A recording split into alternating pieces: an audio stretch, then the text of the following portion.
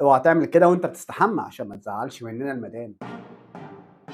تدخل جسمك ميه سخنه مره واحده، ما هو كده هتتلسع يا ابن الحلال وهتتحرق وتزعل مننا المدام.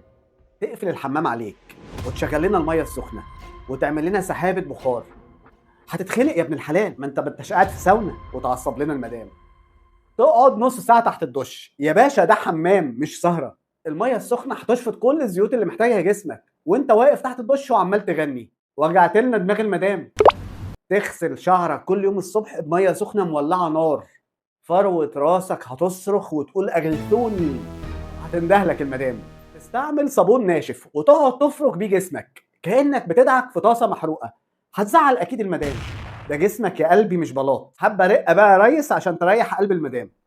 نصيحه جد بقى، خد لك شاور حلو بدرجه ميه مناسبه بمنتجات بسيطه ونخلي الدنيا فيها تهويه ونطلع بقى كده فريش ورايق نكسب قلب المدام. سامحوني بقى على الفيديو ده، بس حبيت اهزر معاكم. دكتور محمد حسين، استشاري التغذيه.